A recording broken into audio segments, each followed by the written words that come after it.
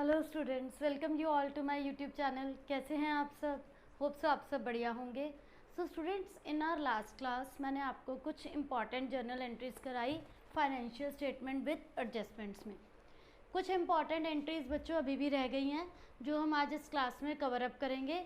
Out of which one important entry is कि if the firm has taken loan, ठीक है, आपकी जो फर्म है उसने लोन लिया है, जिस डेट को लोन लिया है बच्चों उस डेट से इंटरेस्ट की कैलकुलेशन होती है। इस बात का आपको ध्यान रखना है। लाइक एक केस है कि फर्म ने लोन लिया है अगस्त में, तो आप उसका इंटरेस्ट कितना कैसे कैलकुलेट करेंगे बच्चों? फॉर एग्ज़ाम्पल फर्म ने लोन लिया 1,00,000 रुपीज़ का and it was taken on 1 अगस्त। तो आप जो बच्चों इंटरेस्ट की कैलकुलेशन करेंगे वो टाइम पीरियड कब से कब तक होगा?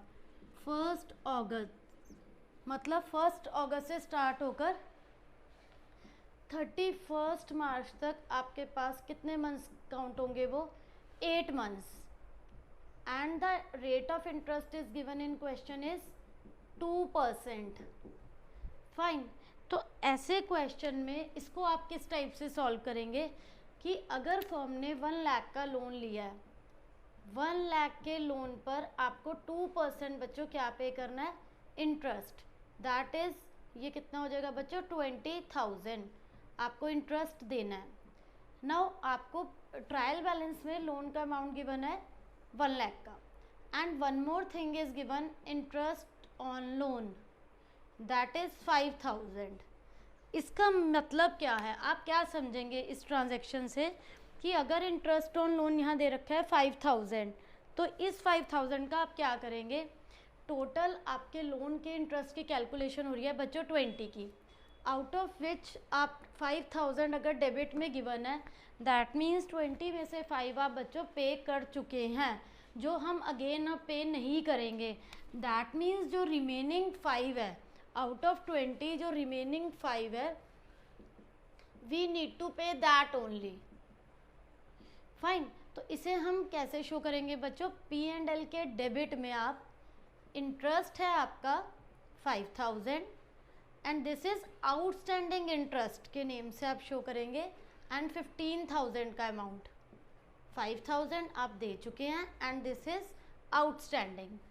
एंड इसको आप लाइबिलिटीज साइड पे कैसे बैलेंस शीट में लेंगे? यहाँ पर आप लोन का अमाउंट मेंशन करेंगे बच्चों, दैट इज 1,00,000।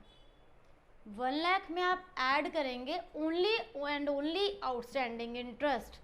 आप ओरिजिनल इंटरेस्ट को छोड़ देंगे which you have paid. See students, this is an important part of this entry कि 1,00,000 पर आपका ड्यू हो रहा है 20,000, out of which sorry it's 2,000 और यहाँ पर सपोज आपका इंटरेस्ट है 1,000 का। सॉरी आप इसको बच्चों करेक्ट कर लीजिए। 1,00,000 पर आपका इंटरेस्ट आ रहा है 2,000 का एंड 1,000 यू हैव पेड, तो आपका 1,000 रिमेनिंग रह जाएगा। और यहाँ पर आपका इंटरेस्ट है, अगर देखिए 1,00,000 पर 2% के अकॉर्डिंग कैलकुलेशन हो रही है 2,000, आउट ऑफ विच आप 1,000 पे कर चुके हैं एंड 1,000 इज आउटस्टैंडिंग। सॉरी बच्चों, यहाँ पर थोड़ी सी कैलकुलेशन में मिस्टेक हो गई, मैंने इसे 20 रीड आउट करा था, सॉरी फॉर दैट। तो आपका 1,000 यहाँ ड्यू है, ये 1,00,000 पे 2% था 2,000, तो यहाँ अब आप आउटस्टैंडिंग लेंगे ओनली 1,000 ही, तो दिस इज 1,00,000 1,000। इस टाइप से आएगा बच्चों ये 1,00,000 1,000। फाइन। तो यहाँ पर बच्चों ये कॉन्सेप्ट कंप्लीट होता है। आपको ये ध्यान रखना है कि P&L में तो आप जो पेड है उसमें आउटस्टैंडिंग को ऐड करेंगे, एंड बैलेंस शीट में जब हम इस लोन को शो करेंगे वहाँ पर ओनली एंड ओनली आपको आउटस्टैंडिंग का अमाउंट लेना है। फाइन बच्चों, और इसको ऐड करके इसे आउटर कॉलम में आप शो करेंगे। इसके बाद बच्चों नेक्स्ट एंट्री देखते हैं। बच्चों इसके बाद नेक्स्ट केस है आपका goods costing 8,000 destroyed by fire, आग से जल गए गुड्स। फाइन। और इंश्योरेंस कंपनी ने क्लेम दिया है ओनली 5,000 का। गुड्स डिस्ट्रॉयड बाय फायर, आग लगी तो गुड्स कितने डिस्ट्रॉय हुए? 8,000 के बच्चों, जो आप परचेजेस में से क्या कर देंगे? लेस कर देंगे। Out of which insurance company जो क्लेम दे रही है वो ओनली दे रही है 5000 का, मतलब बाकी हमारा लॉस है। तो अब आप इसे कैसे ट्रीट करेंगे कि 5000 को आप कैसे शो करेंगे बच्चों? आप इसे इस टाइप से शो करेंगे कि जो भी आपका ये लॉस हुआ है इसे आप कहाँ से कवर करेंगे? P&L अकाउंट से, क्योंकि आग लगी और वो आपका क्या हो गया? डूब गया पैसा। इंश्योरेंस कंपनी जितना अमाउंट दे रही है वो हम असेट साइड पे बच्चों शो करते हैं। फाइन, तो इस एंट्री को हम इस टाइप से ट्रीट करेंगे कि जितना भी गुड्स डिस्ट्रॉयड बाय फायर है, सपोज आपके परचेजेस हैं बच्चों 50,000, ठीक है, उसमें से आप लेस करेंगे destroyed by goods destroyed by fire, वो लेस हो जाएंगे। रिमेनिंग आप ये परचेजेस में शो करेंगे। Now insurance company is giving claim of 5, 8000 में से 5 का क्लेम मिल रहा है, बाकी 3000 हमारा लॉस है, जिसे हम क्या करेंगे? P&L अकाउंट की डेबिट साइड पे टू लॉस बाय फायर के नेम से बच्चों शो करेंगे, to loss by fire. One more treatment is balance sheet के असेट साइड पे आप इसे शो करेंगे इंश्योरेंस क्लेम के नेम से, कि इंश्योरेंस कंपनी आपको क्लेम दे रही है 5000 का। अगेन आई एम रिपीटिंग कि गुड्स डिस्ट्रॉयड बाय फायर है 8000, out of which insurance company बच्चों क्लेम दे रही है 5000 का, फुल अमाउंट का क्लेम नहीं मिल रहा। तो आप क्या करेंगे? जितने भी गुड्स डिस्ट्रॉय हुए हैं वो आप यहाँ पर परचेजेस में से क्या करेंगे? माइनस कर देंगे। और जितना भी आपका लॉस हुआ है बच्चों जो इंश्योरेंस कंपनी नहीं दे रही, उसे आप P&L अकाउंट में शो करेंगे उस लॉस को, क्योंकि इंश्योरेंस कंपनी आपको वो वाला क्लेम नहीं दे रही, वो आपका क्या हुआ है? लॉस हुआ है। एंड इंश्योरेंस कंपनी जितना क्लेम दे रही है उसका रूल है कि उसे हमें बैलेंस शीट में यहाँ पर शो करना होता है। कहाँ पर? एसेट साइड पर आप उसे शो करेंगे। ये बेसिक रूल है बच्चों जो आपको पता होना चाहिए कि इंश्योरेंस कंपनी अगर क्लेम दे रही है तो वो आप कहाँ पर शो करते हैं। फाइन, तो ये बच्चों एक इम्पॉर्टेंट एंट्री थी जो अभी मैंने आपको करवाई। इसके बाद हम नेक्स्ट एंट्री देखते हैं कि नेक्स्ट एंट्री क्या होगी। फॉर एग्जाम्पल बच्चों आपको ना आपने रेंट पे करा है and that is paid up to, rent is paid up to एक अमाउंट एक डेट दे रखी है 31 ऑफ जुलाई। नाउ बच्चों आपकी बुक्स क्लोज कब होती हैं? 31 ऑफ मार्च को, बट आपको जो रेंट दिया है वो कब तक दे दिया है? जुलाई तक का।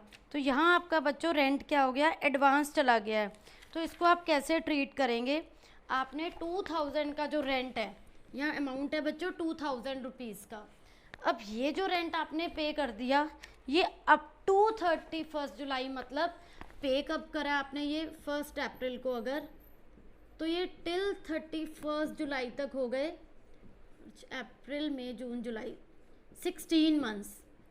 तो ये जो रेंट आपका गया है 2000 का, ये 16 मंथ्स का चला गया बच्चों, जबकि आपकी फाइनेंशियल स्टेटमेंट बनती है 12 मंथ्स की। ठीक है बच्चों, तो आपको चाहिए होता है 1 ईयर का यहाँ पर लिखना। 1 ईयर के अकॉर्डिंग आप क्वेश्चन करते हैं बच्चों। ये आपका एक्सेस में दे रखा है रेंट का अमाउंट, तो इसकी कैलकुलेशन आप कैसे करोगे? जो रेंट पे करा है ये 16 मंथ्स का है, 16 मंथ्स का रेंट आ रहा है आपका 2000 रुपीज़ का। फाइन, बट हमारा होना चाहिए ये 12 मंथ्स का, तो ये आपका एक्सेस है 4 मंथ्स का। 4 मंथ्स का आपका ये प्रीपेड है रेंट, 2000 अपॉन 16 मल्टीप्लाई 4, तो ये आपका 500 जो है ये एक्सेस रेंट है। इसे आप प्रीपेड रेंट के नेम से शो करोगे, प्रीपेड रेंट। तो ये आएगा बच्चों आपके प्रॉफिट एंड लॉस के डेबिट साइड में। आपका रेंट का अमाउंट गिवन था बच्चों 2000, जिसमें से आपका प्रीपेड हो गया 500, प्रीपेड रेंट इज 500। तो यहाँ आप आउटर कॉलम में शो करोगे 1500, क्योंकि क्वेश्चन में यहाँ ये लाइन मेंशन है rent is paid up to 31 July. अगर ये 31 अगस्त तक होता बच्चों तो ये हमारा रेंट होता 17 मंथ्स का। डेट वाइज आपने चेक करना है अप टू 31 जुलाई। ये अप्रैल में पे करा है April to April 12 months and then 4 months extra. तो ये बच्चों अमाउंट बहुत ज़्यादा हो गया आपका, ये अमाउंट हो गया 16 मंथ्स का। 16 मंथ्स का रेंट अगर 2000 है तो 4 मंथ्स का कितना होगा? तो ये प्रीपेड रेंट जो होता है, ये मैंने आपको ऑलरेडी बताया था, ये लेस होता है। एंड सेकेंडली आप इस प्रीपेड रेंट को असेट साइड पर शो करेंगे, असेट साइड में प्रीपेड रेंट आता है 500। फाइन, तो इस टाइप से बच्चों ये एडजस्टमेंट हम करेंगे कि जब भी आप रेंट या इंश्योरेंस का अमाउंट एडवांस में पे करते हो तो उसकी कैलकुलेशन इस टाइप से होती है।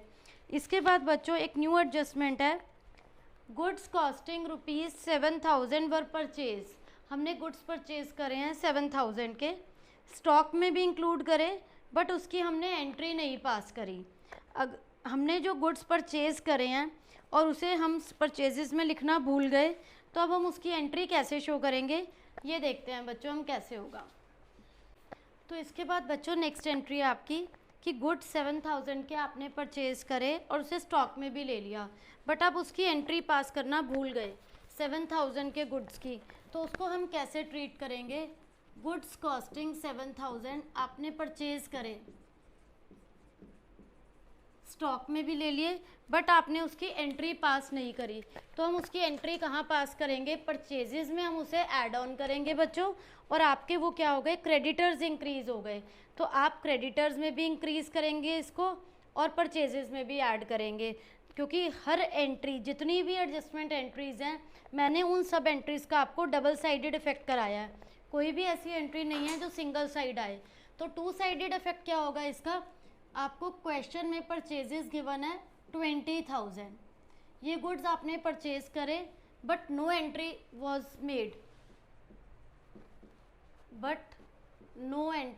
मेड, आपने एंट्री नहीं करी, तो परचेजेस में आप ये 7000 का अमाउंट क्या करोगे बच्चों?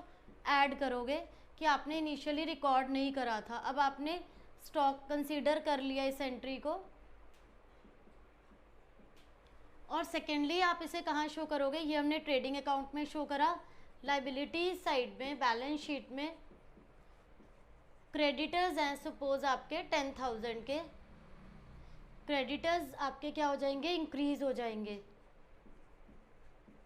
क्योंकि इनिशियली आप इसको रिकॉर्ड करना भूल गए थे, तो अब रिकॉर्ड करेंगे हम इस अमाउंट को। इस टाइप से एंट्री होगी। ये ऐसे भी हो सकती थी बच्चों कि goods costing 7000 were sold but no entry was made. अगर आप सेल करते हैं तो डेटर्स इंक्रीज होंगे एंड सेल्स इंक्रीज होंगी, परचेज करें हैं तो परचेज इंक्रीज होगी एंड क्रेडिटर इंक्रीज होंगे। इस टाइप की एंट्रीज को बच्चों रिकॉर्ड इस टाइप से किया जाता है। One more type of new entry is आपको गिवन है बच्चों 1/3 of commission relates to next accounting period. आपको बच्चों क्वेश्चन में कमीशन का अमाउंट गिवन है, कमीशन गिवन है आपको 4500, आउट ऑफ विच ये लिख के मेंशन करा उन्होंने जो 1/3 है commission it relates to next period. अगर 4500 की कमीशन गिवन है जिसमें से ये रिसीव्ड है आपकी कमीशन, तो ये कहाँ शो करोगे आप? P&L के डेबिट में नहीं आएगी, इनकम क्रेडिट में आती हैं। तो आप क्या करेंगे? यहाँ पर कमीशन रिसीव्ड लिखेंगे 4500। नाउ 4500 का स्टूडेंट्स आप 1/3 कैलकुलेट करोगे 1500। ये क्या है आपका? Received in advance, received in advance, इसको लेस कर देंगे 3000 आपके आउटर कॉलम में आ जाएगा। अब रिसीव्ड इन एडवांस जो है ये आपका लाइबिलिटी का पार्ट होता है। बैलेंस शीट में लाइबिलिटी साइड पर आप लिखेंगे commission received in advance, commission received in advance is 1500।